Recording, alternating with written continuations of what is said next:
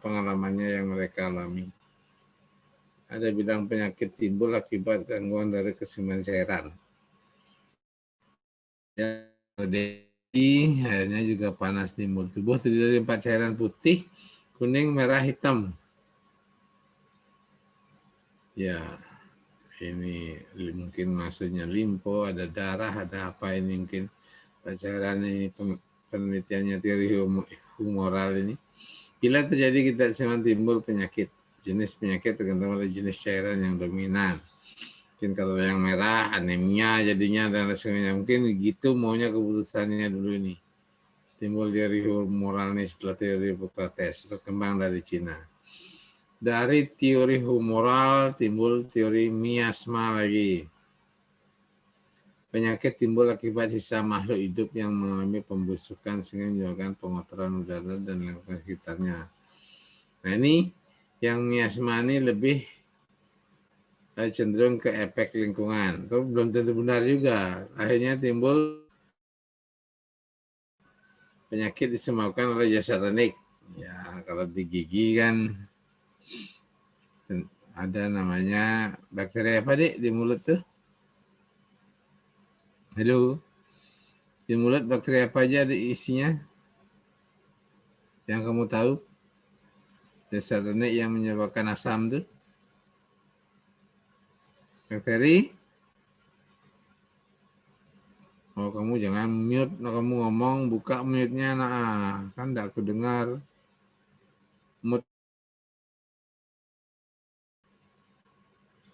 Mute-nya buka. Ya, bakteri apa? Kamu posisi mute semua. Bakteri apa, Dik? Di dalam mulut yang menyebabkan asam. Dasar ini apa namanya? Bakteri?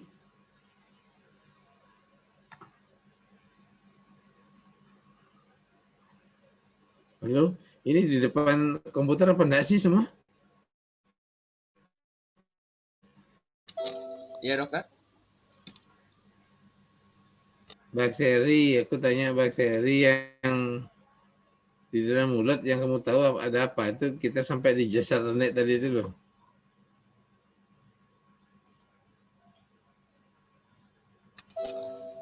Kalau dari referensi internet sih ada satu namanya Actinomyces. Apa? Actinomyces. Banyak bakteri kukus dan apa? Streptococcus garis besarnya dulu. Jadi bakteri kukus yang kayak pisang apa? Yang bentuknya kayak pisang. Kalau kukus itu kan kayak anggur, buntar-buntar. Lupa ya, Dik. Bakteri dalam mulut. Kamu anak FKG loh, ngawur kamu ini lupa. Bakteri dalam mulut kok lupa. Kukus dan? Streptococcus mutans, dok. Iya, itu jenisnya kukus. Yang kukus sama apa lah yang kukus tuh bentuknya bundar, makanya disebut kukus kayak buah anggur tuh. Ada yang kayak pisang tuh, apa namanya? Bakteri?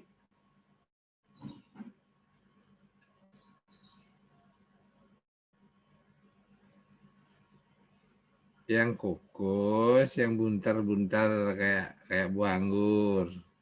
Ada juga yang bentuknya kayak buah pisang. Kalau itu kalau dilihat di bawah mikroskop, namanya Bacillus. Jadi pada ini ingat deh kamu anak EKG ditanya nanti. Jadi bakteri dalam mulut yang selalu ada itu dalam mulut ada 2 jenis besarnya. Ada Streptococcus, ada Bacillus. Nah, kukus itu dibagi yang kamu sebut tadi itu. Streptococcus mutan apa bla bla banyak sekali. Bacillus apa aku bilang mana tadi itu? Ada jasa teknik ini.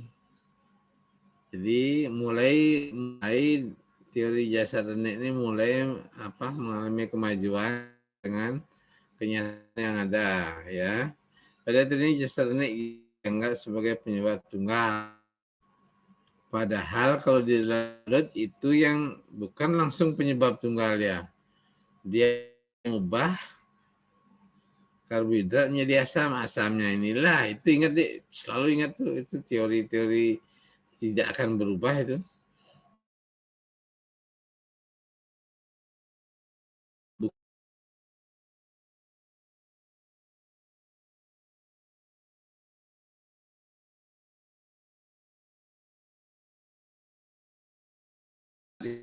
Kan menjadi asam. Asam inilah yang melarutkan gigi, itu anunya tuh. Jangan lupa itu. Kamu bawa sampai tua itu, sampai kamu dokter gigi itu. Berkembanglah ditemukan mikroskop. Nah ini karena ada perkembangan mikroskop, makanya teorinya juga akan berkembang. Kalau aku sih dulu pernah lihat kukus itu di bawah mikroskop. Dan mikroskop yang kita pakai dulu mikroskop elektron yang di anunya biologi itu. Jadi asik memang kalau ini dilihat di bawah mikroskop macam-macam bentuknya. Itu ya kayak persis kayak gabungan buah anggur gitu. Ini tuh kayaknya di KGM masih aku jadiin slide kok dulu. Foto di mikroskop itu, mikroskop ini bisa moto. Begitu kita dapat bergerombol, oh itu Streptococcus, kita foto langsung jeglek. Tapi zamannya saya dulu tuh bukan pakai ini, pakai laptop, tapi pakai yang muter-muter tuh apa namanya? Kita pakai slide, pakai muter. Ya. Kemudian ada lagi teori yang nah ini teori yang keenam ini mengatakan bahwa manusia berinteraksi dengan berbagai faktor penyebab. Nah ini yang benar deh. Dalam lingkungan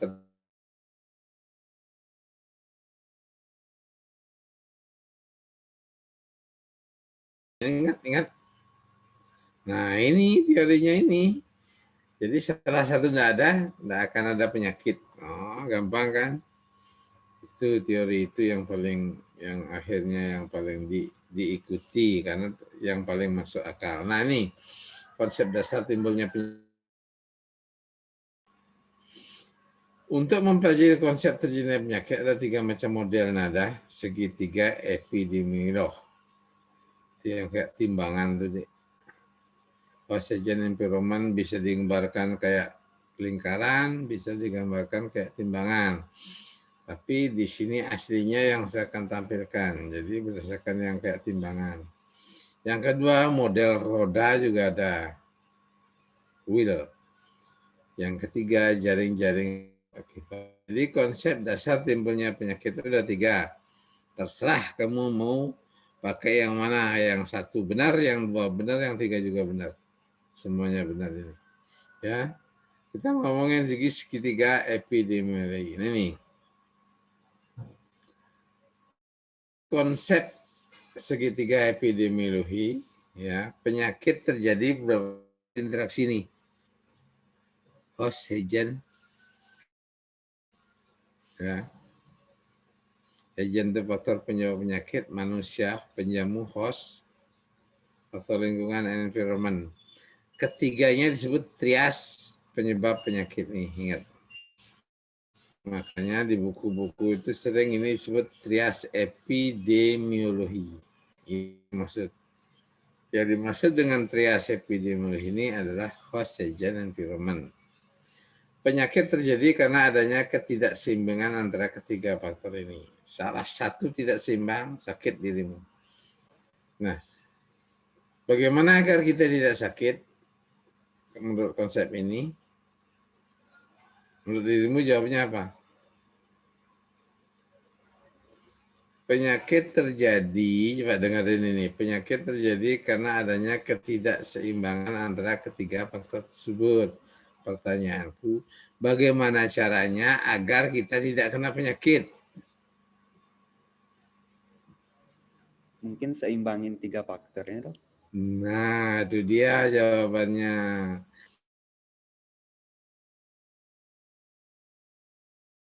Nah, di selanjutnya akan kelihatan di slide selanjutnya bagaimana keseimbangan itu terjadi. Nah, lebih cocok untuk menerangkan penyebab penyakit infeksi. Nah, ini anggap aja ini timbangan. Tuh. Agent, host, environment. Tepat di tengah. Ini posisi dalam keadaan seimbang. Ya. Kita dalam keadaan Sehat. iya, itu sehat. Ini dia. Ingat. Kalau gini, tadi kamu ngomong kita bikin seimbang, tiba-tiba sekarangnya turun, tambah banyak dia. Bibit penyakitnya tambah banyak. Akan terjadi Sakit, Dok. sakit jomplang ini. Ini aja ingat. Nah ya, kemampuan agent meningkat. Jadi badanmu kemasukan bibit penyakit yang tadinya sedikit, tiba-tiba banyak. Kamu keluar malam gitu, dan tidak makan, tidak pakai jaket, tidak pakai masker, agennya masuk ke tubuhmu, jomplang lah dirimu, akhirnya sakit. Ya, bahkan timbulnya terjadi penyakit infeksi. Ya, misalnya mutasi pada virus influenza. Begitu temanmu yang influenza batuk depanmu, kamu kena tieng.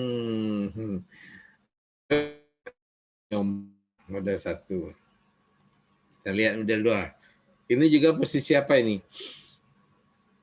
Ini artinya imunitas hostnya turun. Berarti dalam keadaan Sakit, Dok. sakit juga. Ingat, yang sehat kalau ini seimbang ya. Sakit tuh lihat. Ini penyebabnya. Ini aja teori-teori itu dari segitiga. Ini kenapa disebut segitiga? Karena cuma ada 3 agent, host, environment ini. Trias epidemiologi ya, trias epidemi. Kemudian ada model lagi lingkungannya yang berubah. Jomplang juga. Yang tadinya baik-baik saja, tiba-tiba hujan deras, banjir. Aduh, kamu gat-gat airnya sakit juga ya. Ini lingkungan yang berubah. Jadi, model 4. Lingkungannya berubah lagi. Tadi ke kiri, sekarang ke kanan. Waduh. Ini lingkungan. Ajan menggunakan ajan. Nih, model-model contoh terjadinya banjir menyerang air kotor, menyebabkan air kotor, ya, mengandung kuman. Kontak dengan masyarakat lebih. Biasanya kalau banjir-banjir gini penyakit apa yang muncul, Dek? Yang kamu tahu? Cacar, Dok. Ih, penyakit habis banjir. Demam berdarah, dokter. Gatal-gatal, dokter. Gatal-gatal, apa lagi? Penyakit kulit. Nyebut Diare, Dok. Iya. Diare, apa lagi?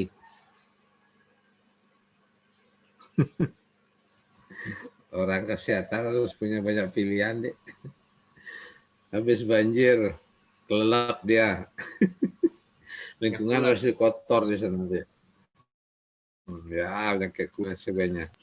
Nah, nih. Penjamu.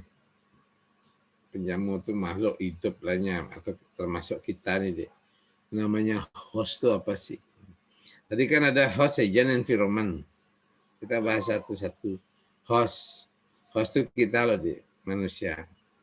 Atau makhluk hidup lainnya. Masuk burung, dan tak masukku begini. Baru dibilang host, kamu taunya manusia doang. Enggak, ternyata hidup lainnya bisa, termasuk burung, antropoda, dan menjadi tempat terjadinya proses alamiah perkembangan penyakit. Dari jenis kelamin, ras, genetik, anatomi tubuh, dan seterusnya. Itulah host. Kalau agent, penyebab, antara lain organisme hidup, kuman, infected yang dapat menyebabkan terjadinya suatu penyakit. Nih, unsur biologis, nutrisi, makanan aja termasuk agent. Kebanyakan makan apa ya yang bikin sakit? Nutrisi ini loh, Dek. Ini termasuk agent. Sebutkan makanan yang bila kebanyakan kamu menjadi sakit. Ayo. Es, bisa karies. Beralkohol, dokter? Beralkohol, banyak sekali. Itu termasuk agent. Dulu ada pilihan di CBT, soal CBT ujian dokter gigi.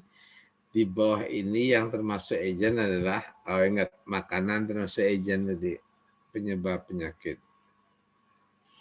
Gaya hidup apalagi, ya, gaya hidup itu termasuk agent. Nah, faktor lingkungan, semua faktor luar dari satu individu yang dapat berupa lingkungan fisik, biologi, dan sosial. Nah, ini agent. Agent sebagai penyebab penyakit dapat berupa unsur hidup, agent biologis, virus. Sekarang virus yang terkenal apa ya, Dek?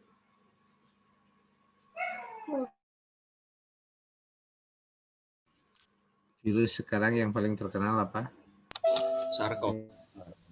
Ya, itu COVID. Buat menular, hati-hati kalau nanti kita divaksin. Aduh, ya kalau vaksinnya nggak bikin kita alergi. Kalau bikin kita alergi tambah mati kita. Kemudian ada bakteri. Kalau di pikiran antara virus dan bakteri ini, Bakteri. Bakteri. Kurang bakteri. gede bakteri, tapi virus bisa makan bakteri, hati-hati ya. Kayak ular, virus ini bisa makan temannya yang lebih gede. Protozoa, jamur, cacing, dan insekta itu agen biologis, itu faktor agent ya. Agen kimiawi dari luar tubuh, zat racun. Sebutkan zat racun yang kamu kenal bagi tubuh. Yang tahu racun, mana racun, mana enggak. Cyanida, Dok. Cyanida banyak. Kalau kamu pergi ke hutan gitu ya, untuk menilai itu buah itu beracun apa enggak, gimana caranya, Dik? Nunggu ada hewan lain yang makan, Pak. Kalau ada yang makan berarti aman. Kan? Mungkin Kamu temui, dari yang lain. ini buah bundar gede, kayaknya enak, tapi beracun enggak sih? Caranya gimana? Kamu pernah masuk pramuka dulu? Pernah, Dok. Pernah, Dok. Warna apa yang di jidatmu itu? Yang lambang yang terakhir kamu punya? Kuning. Kuning, Dok. Kuning. Sudah pembina, berarti tahu dong kamu harusnya. Itu ada buah. Oh, kalau zamanku sih memang ke hutan beneran kita. Keracunan ya keracunan kita bersama gitu. Tapi ada caranya, gimana caranya itu? Oh, itu boleh dimakan, itu tidak. Ternyata ini pelajaran epidemiologi baru aku tahu di pramuka dulu. Caranya gimana? Mungkin kalau yang warnanya terlalu mencolok dijauhi. Ingatku itu aja sih. Caranya ngetes. Maksudku caranya ngetes buah itu beracun apa enggak. Oh, ini aman dimakan. Kamu ketua regu nih. Dulu pernah aku ketua regu di pramuka itu. Jalan di hutan Gunung Batu Karu. Nah, kau harus bertanggung jawab terhadap buah kayak beringin tapi buahnya di dalam nempel di pohonnya itu loh. Banyak enak, kayaknya enak. Dicium baunya manis. Tapi ini beracun enggak sih? Nah, kepala regu harus bertanggung jawab ini. Oke, ini bisa dimakan. Jangan, ini beracun. Gimana caranya? Pelajaran anu nih, di luar nih. Tapi Kembarin satu orang, dokter. Diapain? Kalau mati satu orang berarti yang lainnya nggak mati gitu. Oh, jangan lah, biar selamat semua. Jangan dicobakan ke anjing, kasihan anjingnya mati nanti. Gimana caranya? Tes di kulit dokter mungkin. Berarti tes alergi dong. Kamu dulu pakai sabuk enggak saat pramuka? Pakai ya. Nah, kamu buka buahnya itu kamu gosek kan di besinya sabuk tuh. Kalau besinya warna menggelap gitu berarti racun. Tapi kalau besinya nggak berwarna, nggak berubah berarti bisa makan. Yakin deh. Selamat grupmu pasti selamat. Itu caranya salah satunya. Itu sering dipakai tentara kita itu di hutan-hutan itu. Tentara kita tuh ular aja dimakan di hutan, apalagi yang model begitu. Nah, kita lanjut. Itu kimiawi zat beracun. Obat, ternyata obat tuh racun loh, Dek. Ternyata sakit dikit jangan langsung plak obat. Ternyata obat itu termasuk agen faktor penyebab penyakit. Ya, kamu enggak apa-apa tiba-tiba makan. Ada loh orang tidak ada sakit, enggak tiba-tiba dia makan apa namanya yang menunjang stamina tubuh tuh. Butter. Langsung gatel dia, ya. Ada senyawa kimia. Ya, dari dalam tubuh ada kolesterol. Sumber kolesterol itu di mana ya, Dik?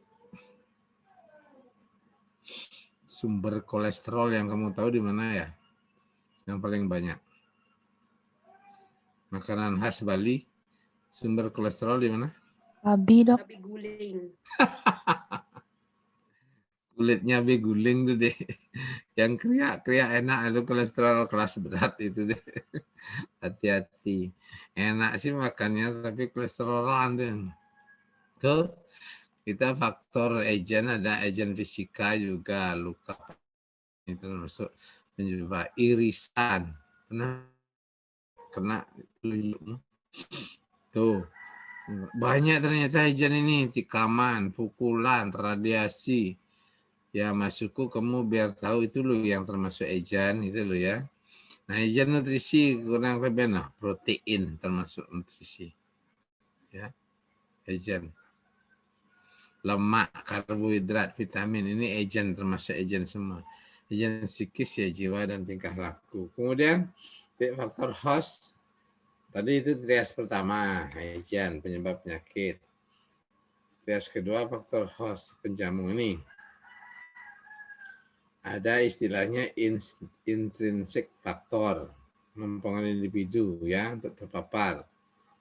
Nih, umur, seks ya. Suku bangsa. Kalau seks jadi kadang-kadang kalau umur kan semakin menurut kamu semakin muda apa semakin tua yang gampang kena penyakit ya, Dek? Semakin tua. Makin tua. Makin tua, Dok. Kalau saya ada beberapa penyakit yang hanya mengenai cewek tok. Apa yo? Contohnya?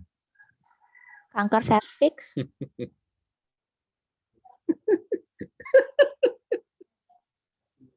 Iya gampang kalau cowok kanker prostat kan gitu ya, Dek ya. Apa lagi? Ayo. Apa lagi? Yang hanya itu jelas-jelas tuh mengenai cewek tok, enggak ada cowok kena. Selain kanker.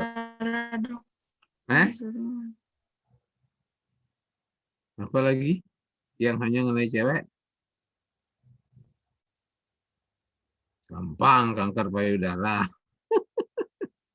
Pasti cewek tok yang kena, mana ada cowok kena itu. Ada suku bangsa juga, ya. Suku. Terus ada perilaku. Faktor risiko sedang terpapar dengan nah, nih perilakunya. Kalau perilaku ini banyak. Kalau di gigi Orang yang jongos, yang berperilaku gimana ya, Dik? Yang punya kebiasaan apa? Tahu jongos, gigi jongos? Ke depan giginya. Kira-kira gigi anak ke depan tuh dia punya kebiasaan apa sih? Perilaku apa sih? Ngisepin jempol mungkin dokter. Ngisap jempol, Dok. Ngisap jempol, apalagi? Kedok, Dok. Dot, Dok.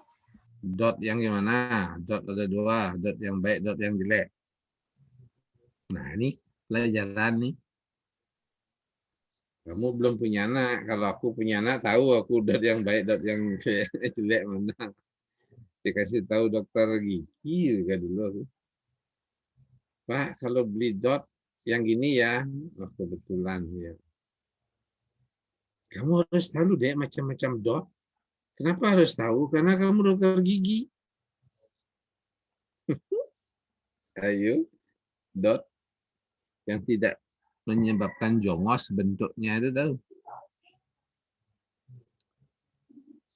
Bentuk dot itu ada namanya dot Knox-Sauger gitu tulisnya. Persis punyamu tuh. Knox-Sauger itu. Bentuknya maksudnya. Jadi kamu lihat dulu sih aku ke toko anak-anak itu. Mana sih yang disebut dokter anak itu kok ada dot kayak persis kayak punya ibunya. Walah, ini dokter Sauger. Nah itu kalau dia nyedot dotnya itu, Knox-Sauger itu, jadi yang neken dotnya itu lidahnya adik bayi, ketekan baru dia keluar. Jadi tapi kalau dot yang bukan Knox-Sauger itu yang kayak apa ya, polos itu, dotnya pipinya tuh dua-duanya, akhirnya jongos ke depan giginya. Itu hati-hati milihnya besok. Ada namanya dot Knox-Sauger, namanya Knox-Sauger itu dot bagus itu. Sehingga bisa kita pilihkan untuk anak-anak kita kelak. Ternyata dot juga harus dipilih ya, ya tergantung juga sih. Intrinsic faktor ya. Ada beberapa faktor. Kemudian posisi gen, nutrisi, status imun adalah faktor pengaruh kepekaan ini. Ya.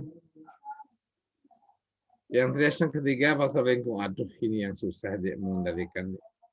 Kalau sudah faktor lingkungan susah. Gimana kamu mengendalikan banjir kayak Jakarta itu? Kalau hujan, memang bisa kamu menghentikan hujan ya? Wah, hujan ya. Kalau dulu sih zamanku kecil dulu katanya ada yang bisa nerang, bener enggak ya? Ada yang zamanku loh, Dek. Zamanku dulu itu ada kakek-kakek di rumah katanya bisa nerang, bisa nurunin hujan, tapi aku kok antara percaya dan enggak.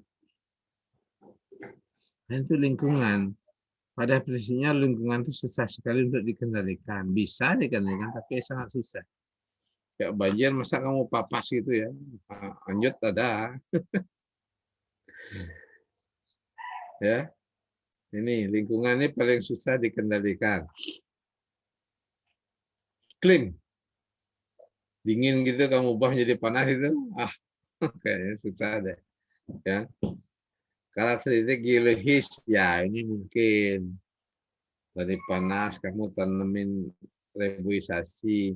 Ya ada yang apa ya, ekstrim, ada yang enggak ya. Faktor biologis, faktor serangga yang menyebabkan agent.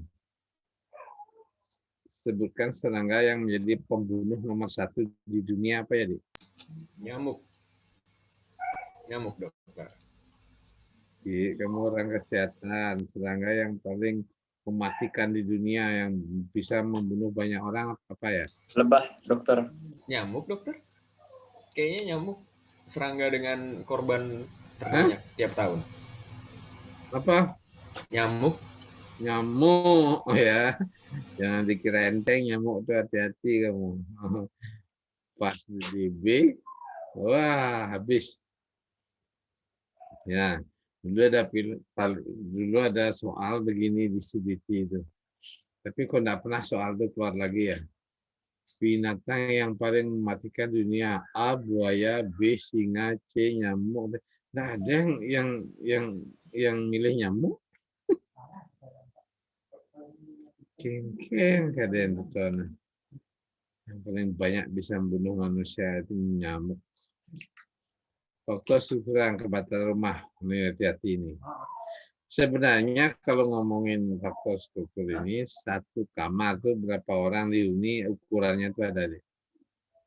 Jadi per orang 2 kali 3, 1 orang. Kalau 2 orang ya harus ditambah itu ukurannya biar optimal. Dan akses terhadap pelayanan kesehatan dan sanitasi. Nah, aksesnya ini, kenapa di Indonesia satu puskesmas itu satu kecamatan? Nah, ini loh deh. Akses pelayanan kesehatan itu, dia mikir itu. Kalau kecamatannya gede, ada nanti puskesmas pembantu lagi. Pasti itu. Jadi sudah dihitung. Berarti satu puskesmas bisa melayani berapa penduduk, Dek, yang kamu tahu?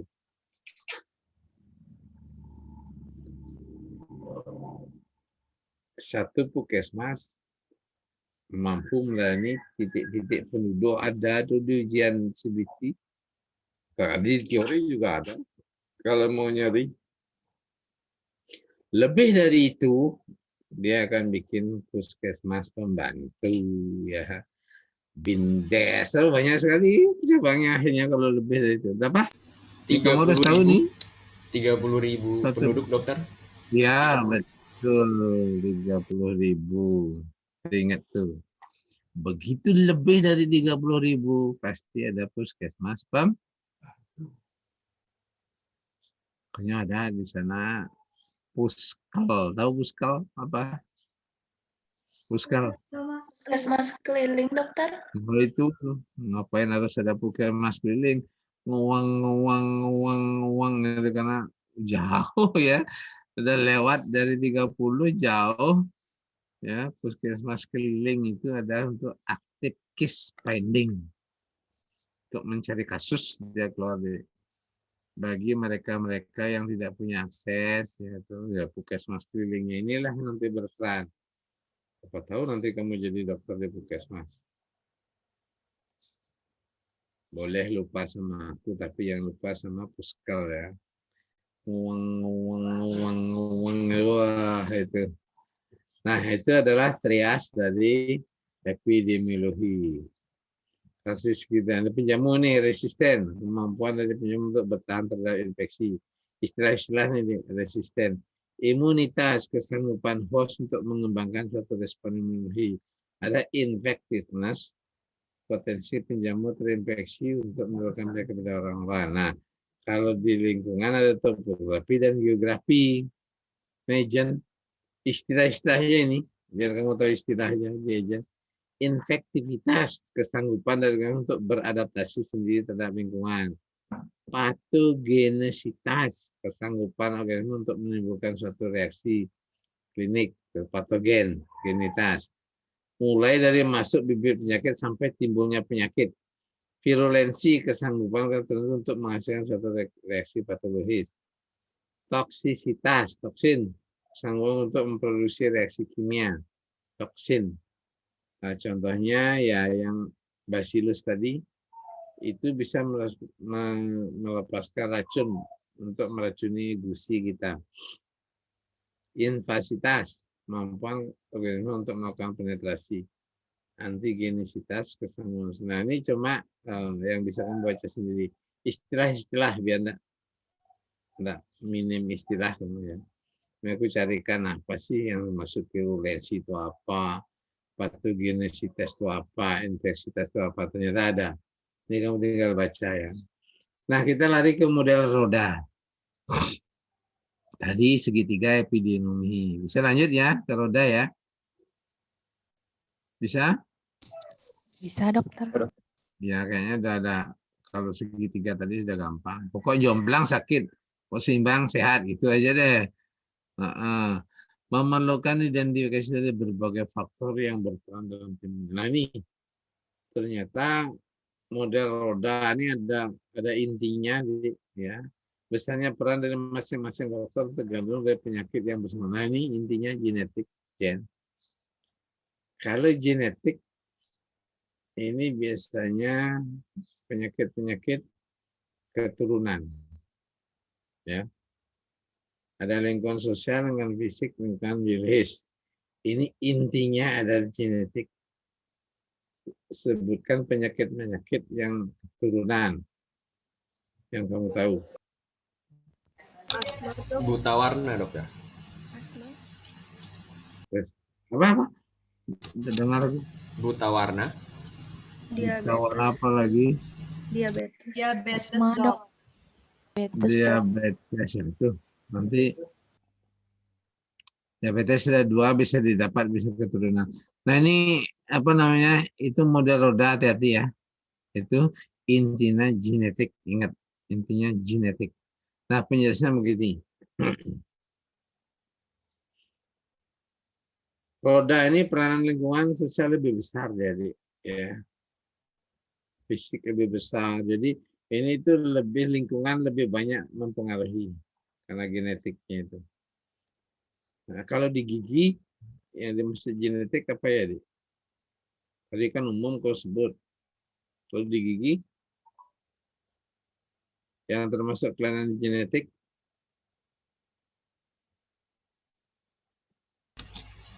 justru bagianmu kamu bingung. Gigi yang ini, dokter, apa bahasanya? Yang agak maju gitu. Tonggos. Dit, Tonggos. kadang-kadang bayi lahir rahangnya mengambil bapaknya yang lebar, giginya ngambil ibunya. Akibatnya gigi anaknya kenapa? Renggang-renggang, kebanyakan tempat. Tapi kalau kebalik, rahangnya ngambil ibunya, giginya ngambil bapaknya, apa akibatnya? Maju dia, dokter. Tonggos. Kredit dia ya penuh. Giginya besar. Nah, itu kemarin di YouTube ada gigi seorang bocah kecil mempunyai 252 buah gigi. Bukti gigi yang mana? 252 gigi yang mana? Kayaknya buka YouTube sekali-sekali. Jaring-jaring sebab akibat. Nah ini gampang nih, lihat anunya aja. Web of question ini. Ini kenapa kita tidak boleh miskin, Dik. Ini dah alasannya. Biar kita tidak kena penyakit kurang gizi. Ya. Awalnya kemiskinan. Ini ceritanya ini panjang nih. Karena miskin, pendidikannya tidak bisa sekolah, dia cuma SD doang. SD pun tidak lulus. Lulus makan rendah, tidak bisa beli makanan dia yang bergizi. Rendah. Fasilitas kesehatan juga kurang, sakit juga tidak ke dokter, dan syukur sekarang ada BPJS ya. Tapi bayar kan BPJS itu tidak gratis. Soalnya bayar tuh, tiap bulan kita bayar ini. Itu dia tidak punya akhirnya. Kesehatan kurang, daya tahan tubuh terganggu. Yang satunya rendah, pengetahuan gizi rendah, konsumsi makanan tidak memadai, akhirnya nih penyakit. Jadi kalau besok ada statement benar atau salah, penyakit kurang gizi bisa disebabkan dari kemiskinan. Benar deh. Itu web of question. Jadi salah satunya ada itu model dari web of question. Jadi web question jadi kita punya ada 3 segitiga epidemiologi, will, model roda, dan sebab akibat atau web of question. Tuh. Ini ya, ada 3 model pencegahan ya. Nyegahnya ini gimana? Ya jangan miskin. Harus belajar, buku sekarang gampang nyari. Jadi pengetahuan gizi tidak rendah. Ya, sebetulnya sekarang Puskesmas sudah turun ke lapangan untuk memberikan penjelasan tentang gizi. Makanya ada posyandu. Posyandu apa ya, Dek? Pos pelayanan terpadu, dok.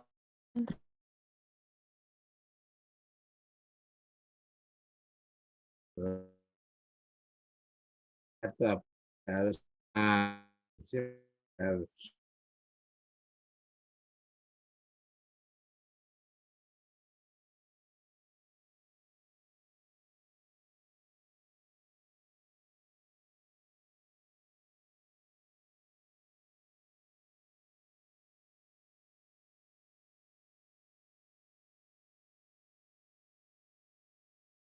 dan mulut. Nah ini Dek.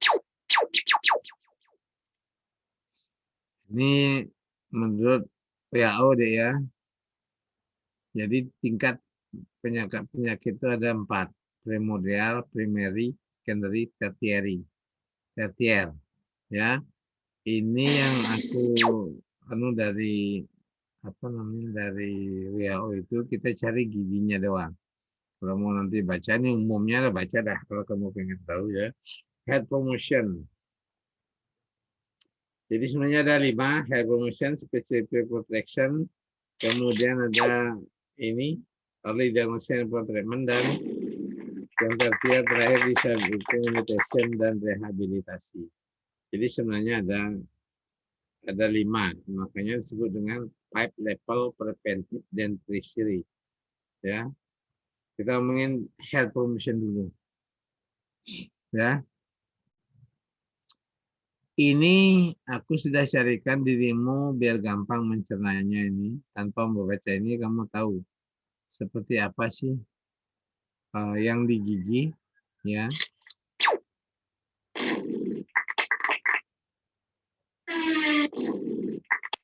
Ini.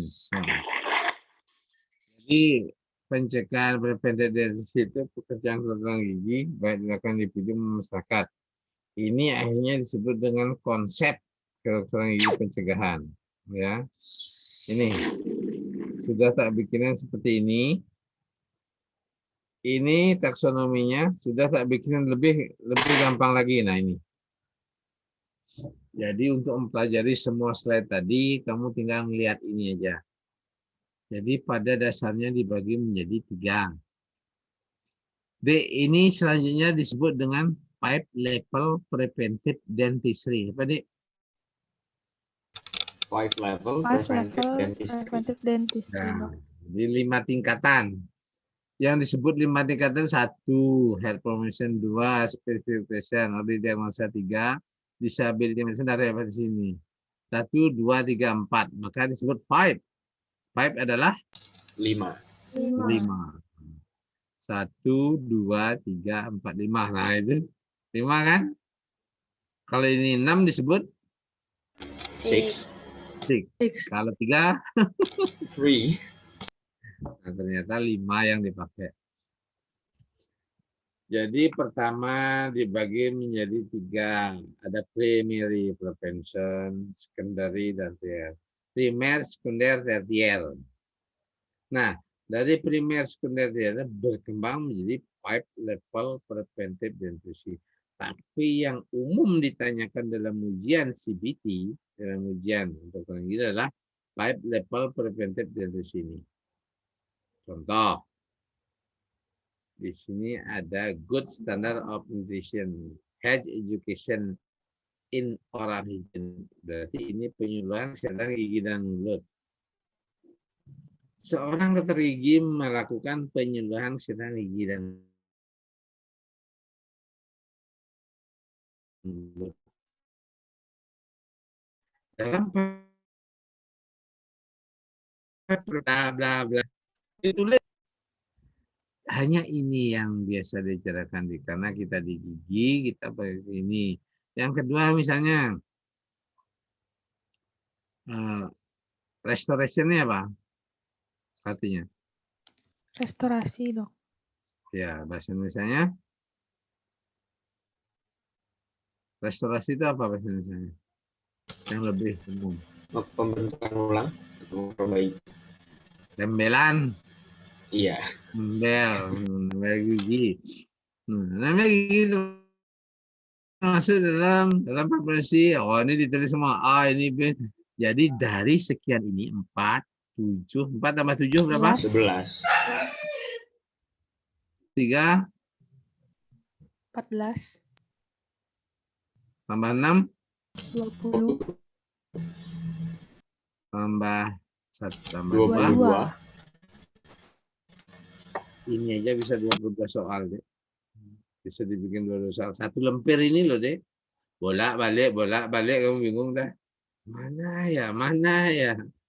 Nah, tapi kamu sekarang jangan dihafal tapi artikan health promosi. promosi kesehatan, penyudahan gigi, makanan yang bagus, planning diet, nah, itu termasuk. Jadi oral hygiene, prescription, fluoridasi air minum, topikal aptek. Nah ini yang kamu ngertikan, karena ini bisa keluar biar tergantung kita bikin soal. Tadi maksimal bisa 22, bikinnya 15 saja bingung dah kok. Karena urutannya seperti ini. Kalau tidak kamu mengertikan satu-satu agak susah. Emang. Kalau rehabilitation ini termasuk penggantian gigi palsu titik. Oh gitu caranya ngerti. Pokok jembatan di dalam mulut termasuk dalam pasti rehabilitasi. Nanti yang menggantikan. Nah, model begitu.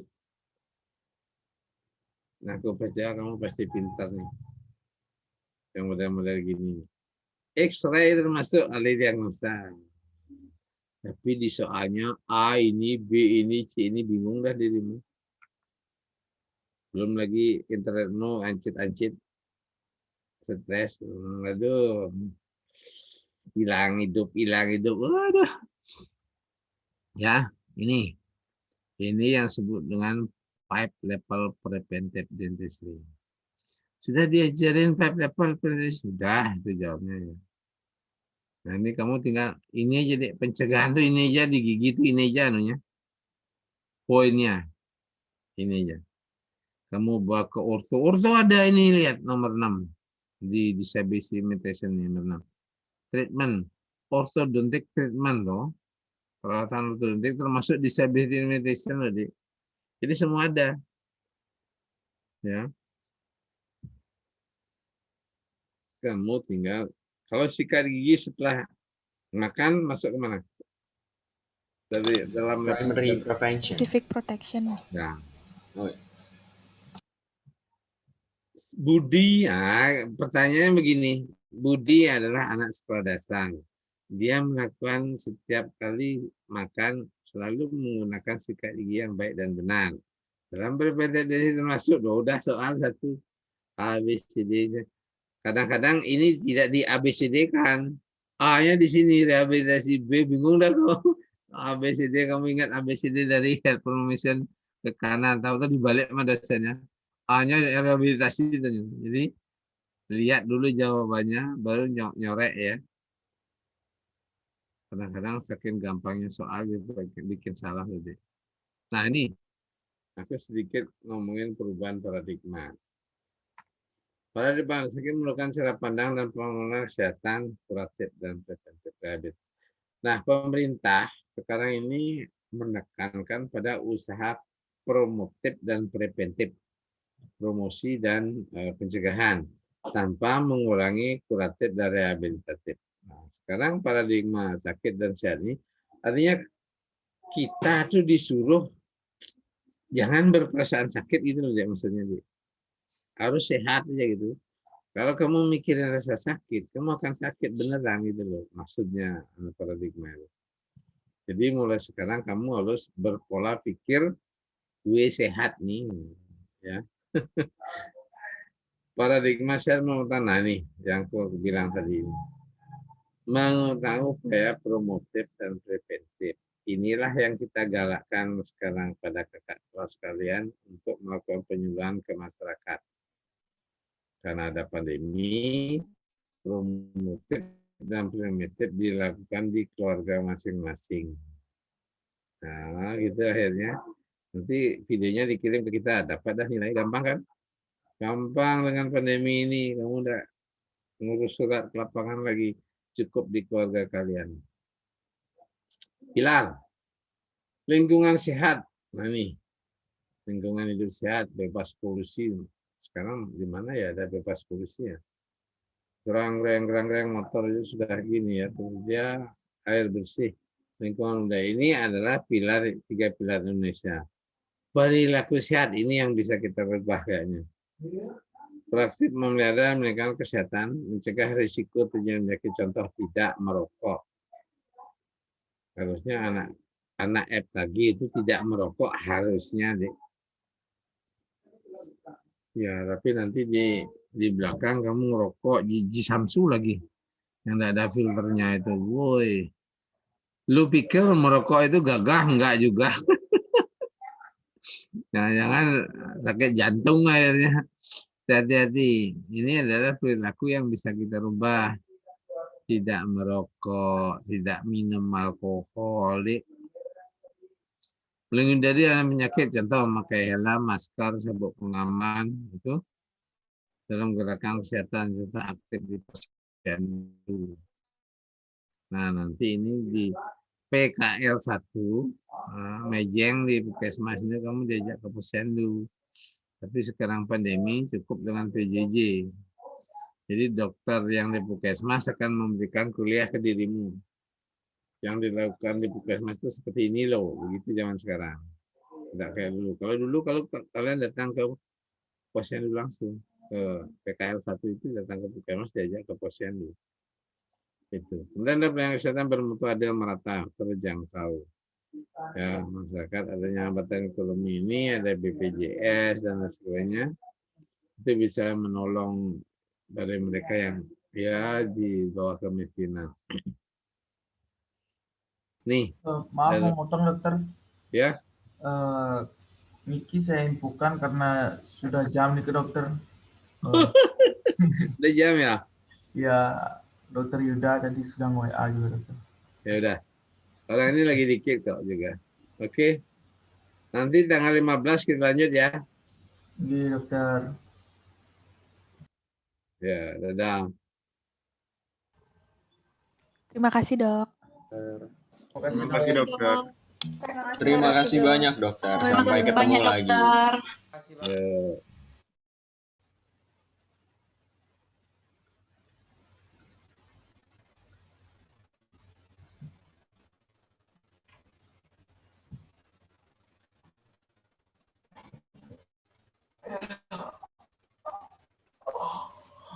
Kita sepertinya kelelahan sekali. Bangun Cuk. Habis party bro. Enggak lah Cuk.